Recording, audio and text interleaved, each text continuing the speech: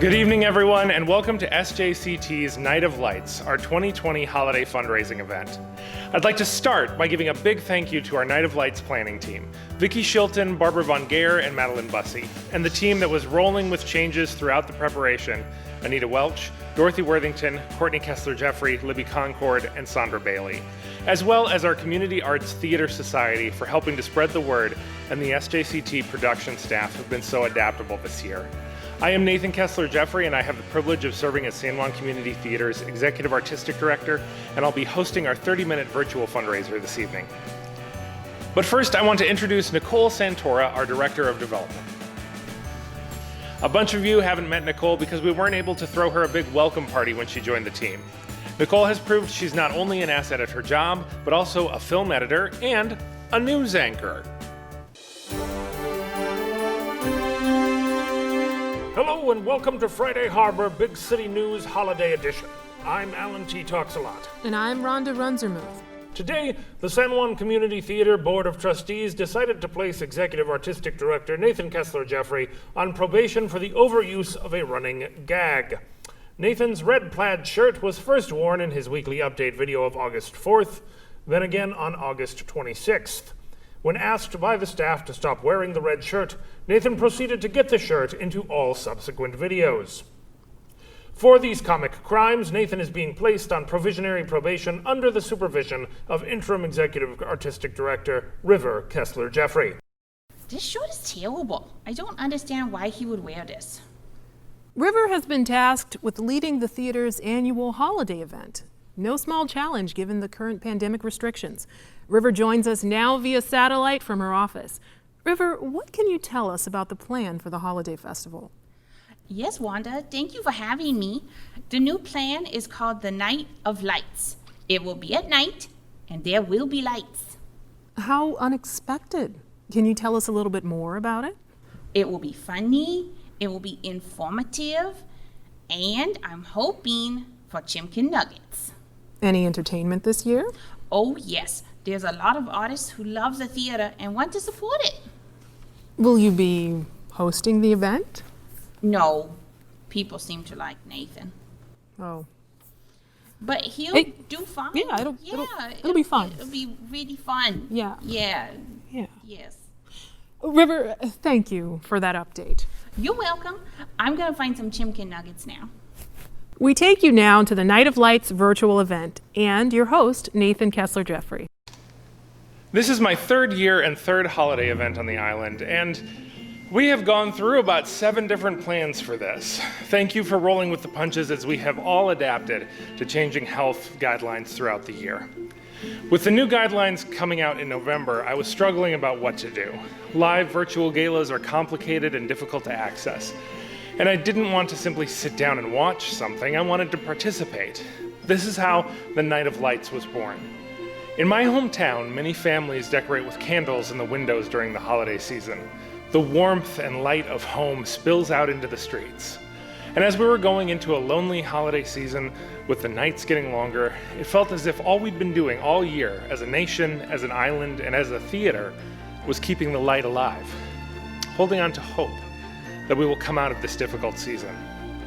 So we considered an idea of one night with hundreds, perhaps thousands of candles illuminating the island from the windows of our homes, specks of light in the darkness. I hope you've posted a photo of the candle in your window on our Facebook page or emailed a copy to megan@sjctheater.org. We'll be collecting those for a virtual album on our website for all to enjoy. It's difficult to remember that last season was the season of bowing. I never saw another butterfly, A Christmas Carol, and Time Stands Still. We had just started rehearsals for Mamma Mia when the pandemic shut everything down. From high to low, just like that. It's possible that you've never been to SJCT.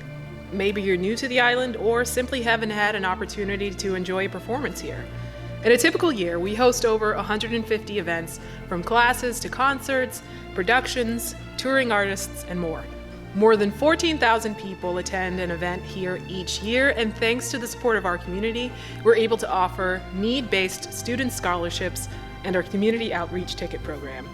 If you show up for the show and can't afford a ticket, and we have space available, we'll give you a ticket for free. To go from having 3 events in a week in the building to being dark is quite a shift. And on the subject of darkness and light, I'd like to share one of my favorite stories of Christmas Carol. For those of you who saw the show last year, that was my 7th production. My first was during my internship at the Dallas Theater Center, which was less than a year after I'd graduated college. There I was, wide-eyed college graduate, working with the best professional artists in Dallas, and I'm sitting there in a tech rehearsal during Christmas Future, the graveyard scene, and our lighting designer mutters under his breath, "Well, this is depressing. Why is this even in the show?" I don't think he intended for our director to hear him, but she stopped the run in the middle of a tech rehearsal. Everyone at the tech table was confused, the actors were trying to see out past the lights. She stands up and says, "I've just been told that this scene is depressing, and I've been asked why it's in the play. And I just want to say, it is depressing. And it's in the play because if Scrooge doesn't go to the graveyard, we never see Christmas morning. Without fearing the loss of everything, he never realizes what he can become. And I've never thought about the play the same way since." The idea, of course, is contrast. Without struggle, our hero cannot change or triumph. Only by going to the darkest place do we know the full brilliance of the light. Tonight we'll be talking about the current challenges at SJCT, how we've adapted, and where we're going. Because we've been to the graveyard, and Christmas morning is coming.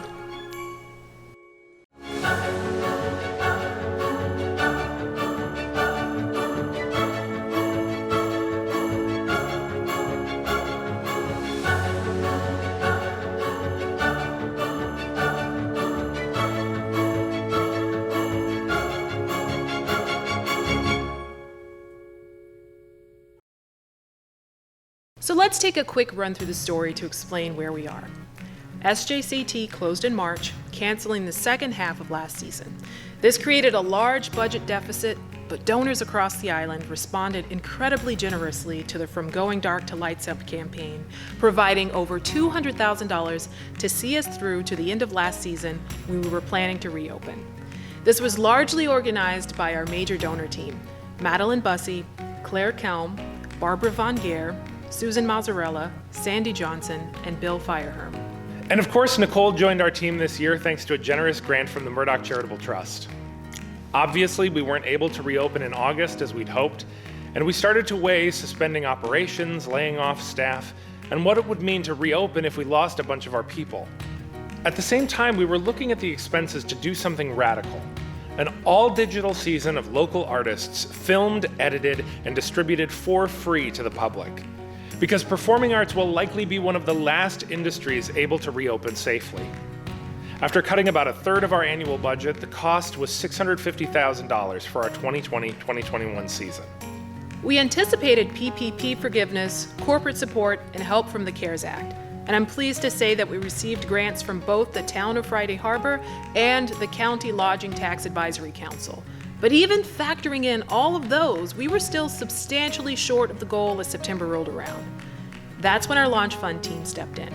Don Pollard, Dave Ralston, Mary Slager, and Carolyn Haugen envisioned a fund that would launch the 2020-2021 season, and they stepped up to spread the word of what SJCT was trying to do.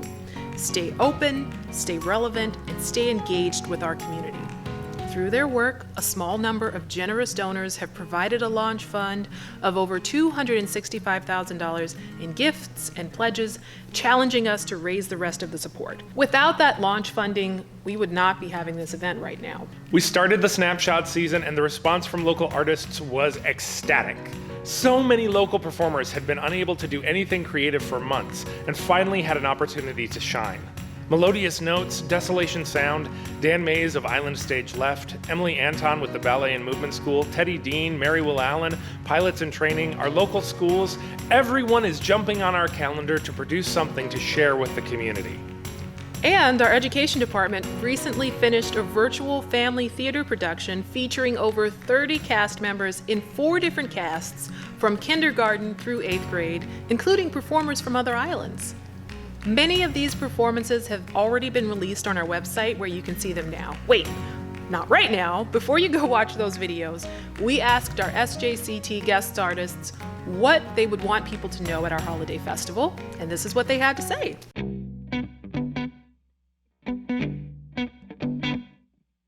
Hello, San Juan Island. I am Dave McGraw. And I'm Mandy Fair, and we are Sway Wild. Hi, my name is Dolores, Hi, I'm Mark. and we make music. Hey, all you beautiful people in San Juan Island. This is Ben Jeffrey coming to you from New York City here. Hi, we're Shook Twins. Hello! We're the Gothard Sisters. We're Desolation Sound. Hi everyone, this is Michael Gray from Pearl Django. Over the last 10 years, we have made our living as full-time touring musicians, and for the last 8 years have chosen San Juan Island as our home. Woohoo! And we just want to take a quick moment to say how grateful we are to have the San Juan Community Theater here on this amazing island. Thank you for letting me be a part, San Juan community. I appreciate it. Oh, happy holidays, you guys. God, I wish I was with you. I miss you guys so much. We tried to make several different things happen to get me back out there this year. And, you know, it's 2020, and it's 2020 for all you guys. So you know what that means. Nothing works the way you want it to. We got to play the San Juan Community Theater in 2018, and it was a really wonderful experience. And the crowd was so sweet. Everybody was just so nice to us. The staff, the whole place was just such a wonderful experience. Yeah. We performed in March for our St. Patrick's Day tour, and it was our first time performing there, and we were completely blown away by the experience. We have been going out there and performing for, gosh, it's got to be over 20 years. And I believe we have performed there at least 8 or 9 times, and we have just immensely enjoyed each one. They're just great to work with, and the audiences are all informed and very gracious and extremely appreciative. We really love playing there. We were supposed to release a record in about March when all this madness started to happen. And but it was really fun to get to play here on stage to an audience of 3. When I think about some of our experiences playing at the theater over the years, the first thing that comes to mind is just how sweet the volunteers are from the moment we step through the front door, loading in for a show. Their big smiles and enthusiasm and encouragement just kind of sets the tone for what have always been magical evenings on stage. I know on behalf of all the guys in the band that we are thinking about all of our fellow musicians who aren't able to get much work done this year. We know that COVID is really hard on venues, and specifically for the smaller venues that we just love to play. They're the most fun to play, especially community theaters. Consider supporting them through this time however you can. Everyone is suffering right now. Nobody has it easy during this pandemic, and we all know that. Those of us who are in the performing arts have been hit particularly hard because, frankly, our business models rely entirely on getting a large amount of people into a small space, right? But I worry most about small community theaters and regional theaters throughout our country, because to me, they are absolutely the backbone of American theater. Like, this is where dreams are born. This is where you introduce people to the arts. This is where you get people involved in the arts. And I think that the impact that companies and organizations like San Juan Community Theater have on their local communities, the San Juan Island Community Theater and organizations like it are what made 2 like kids named Ben and Nathan Jeffrey really figure out that this is what we wanted to do with our lives. So I think that this is something that I'm deeply passionate about, and I want to just pitch that to you guys and say, please support San Juan Island Community Theater in any way you possibly can. And now is the time for us to really show our gratitude. It is an opportunity for us to seek new and exciting and creative ways of engaging with the arts and connecting with one another. It's critically important for all of us, and it's going to take all of us participating in new ways. And we really, really encourage you to give what you can to the San Juan Community Theater. Hope you guys are doing well. We miss San Juan. We want to come back. Yeah. So let's do that. So let's do this. Let's support the community theater, support each other, take care of one another, be safe, and we will see you on the other side of all of this and be in touch with you. Until then, thank you. Thank you. We miss you. And soon. We hope to all be back together at the San Juan Community Theater. 3 cheers for the community theater and everyone who puts on the events there. Hooray! Thanks a lot for listening to some new music, and we really love this community. When we do come out of this, and we will, This will be over. We will beat this thing. We will be together again. And I will come out and see you guys, and I'm going to just sing my face off for you, and I can't wait for it. But when this is over, we got to have a community to come back to. Something that's still worth being alive for, that makes life rich and exciting and full. And I think that San Juan Community Theater and organizations like it all over this country are absolutely the things that we need to save. So I just wanted to let you guys know that I support you. I miss you. I love you. I wish you all good health. I wish you a wonderful holiday season. Please support the theater company absolutely in any way you can. I love you guys, and I will be with you as soon as is humanly possible. So, a heartfelt thanks to everyone there for all the good times we have shared. Stay safe, and we hope to see you in August 2021. Happy holidays, everyone. With PPP forgiveness, corporate support, and our LTAC funding, we anticipate only needing $190,000 more to finish our 2020-2021 season in September. That's why tonight we're asking for your help to raise at least $70,000 of that funding. Now that sounds like a lot, but here's some good news. Our Board of Trustees and major donor team have already given us a head start to the tune of $30,000, meaning we only need $40,000 to reach our goal. And this is where the red shirt comes back into play. If we reach or exceed $70,000 in gifts and pledges by December 31st, I have told the staff that we can have a bonfire on the lawn and burn the red shirt. We'll film it and put it up on the website so everyone can enjoy it. They'll be overjoyed. They've been trying to get rid of the red shirt for months. It's a great shirt. I've had it for years and I'm a big fan. It's comfortable. I don't have to iron it, which is a huge plus. And I thought everybody would like it as much as I did. That's why I put it in all the videos. He won't take it off. I'm the costume shop manager, for Pete's sake. What will people think? I have to edit these videos every week, and he insists on getting it in there. I like the red shirt. I hate the red shirt. What red shirt? Guess I was wrong. My favorite feature? It has snaps. Do you want to see? No. We could reach our goal tonight. We could get there on December 31st. I have no idea. But one way or another, I think my beloved red shirt is going in the fire pit. We likely have some launch fund donors watching this evening. And to them, we simply want to say, thank you. To everyone else, the launch fund donors have challenged us to raise the rest of this funding, and we are going to do our best to make it happen. If you would like to donate online, visit sjctheater.org/support. If you would like to call, we have operators standing by at the theater until 8:30 p.m. tonight at 360-378-3211. And if you would like to mail in your gift, you can use the envelope provided with your candle and send it to P.O. Box 1063, Friday Harbor, Washington 98250. The next performance we have for you tonight is from the education students at SJCT. I think many of you attended last year's high school production of Little Shop of Horrors, but the middle schoolers had their show canceled due to the pandemic, and Penelope has worked incredibly hard to produce the digital performances of Super Happy Awesome News. For many, it was their first creative outlet since the pandemic began, and I would be remiss if I didn't share with you the difference it is making in the lives of the students on our islands. Hi, I'm Johnny. I'm Presley. Hi, my name is Aaron. Hi, my name is Allison. My name is Atsiri. Hi, my name is Cole. Hi, I'm Kira. I'm Josephine. My name is Kate. I'm Kira. I'm Liam. Hello, my name is Violet. We are monsters. I was 5 years old and I played a werewolf. Missoula Children's Theater's The Little Mermaid when I was 8 years old. It was a Nutcracker when I was 8 years old. Oh no, Granny's got the remote when I was 3 years old. It was a Nutcracker when I was 6 years old. It was The Grunch. I was 10 years old. It was The Wind in the Willows when I was 7. With Law and Order, Crime and Punishment, I was 7 and I played Sherry. Grunch when I was 6 years old. The Grunch when I was 9 years old. I never saw another butterfly when I was 6. I was 6 years old when I did my first play, Shakespeare Rocks. My favorite role was playing the little grasshopper, James and the Dragon. My most favorite role was Audrey in the recent production of Little Shop of Horrors. My favorite part I've ever played was when I was the gargoyle in We Are Monsters. My favorite role has been Raya from I Never Saw Another Butterfly. My favorite role has been a train driver in Wind in the Willows.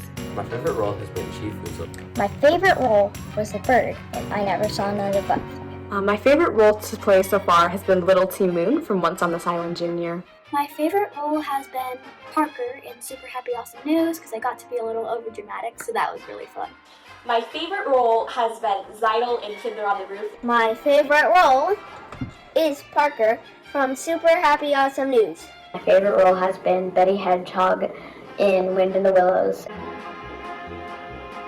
I was so young when I started theater that I remember feeling excited and nervous. I was really nervous because I didn't like how everyone was staring at me.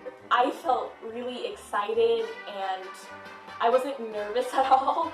I was terrified to perform in front of anybody else. I felt really nervous because I had no idea what I was stepping into. I was really excited and confident, even though I didn't really know what to expect. It was completely new to me. It felt great to just be able to step on the stage and experience that feeling for the first time. I felt shy and nervous. I felt happy and scared.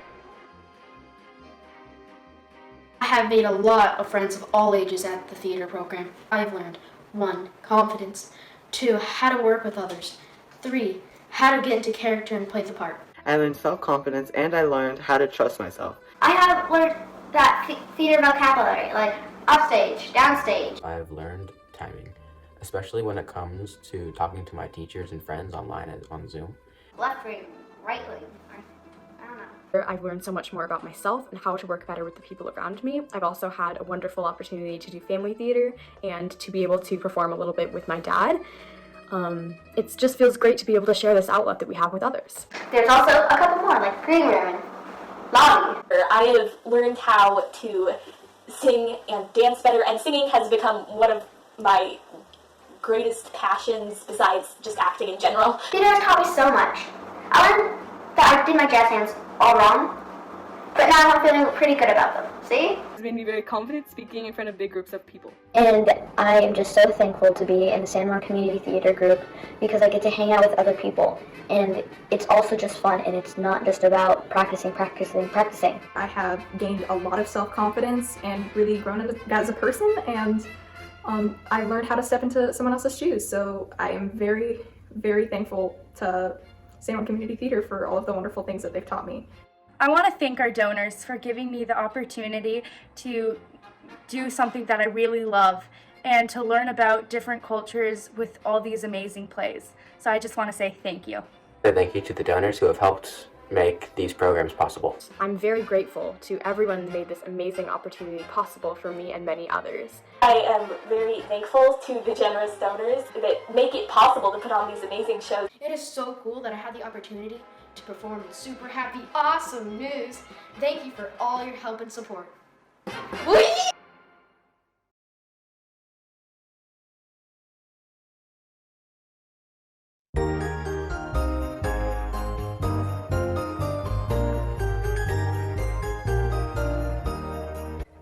On the first day of theater, my director said to me, sing to the balcony. On the second day of theater, my director said to me, volume rendition and sing to the balcony.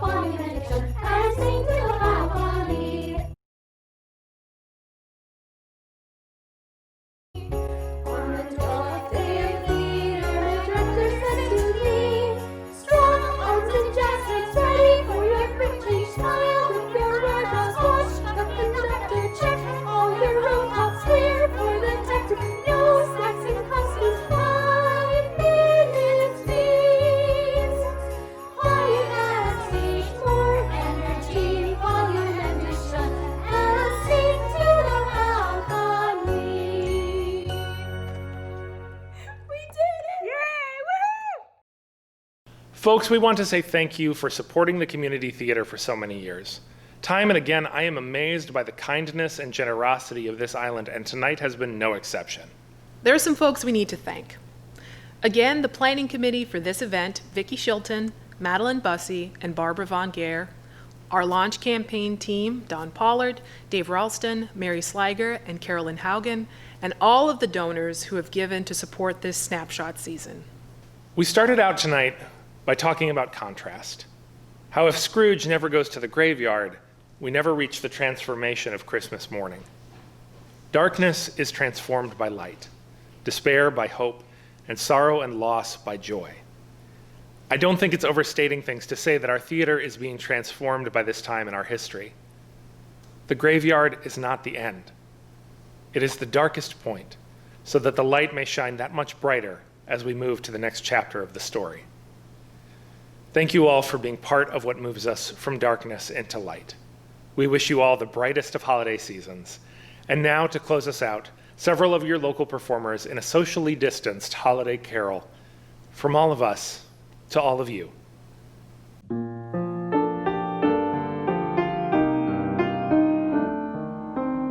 Have yourself a merry little Christmas. Let your heart be light.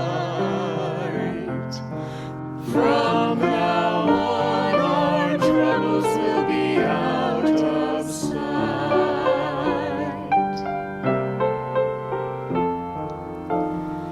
Have yourself a merry little Christmas. Make the Yuletide gay. From now on, our troubles will be miles away.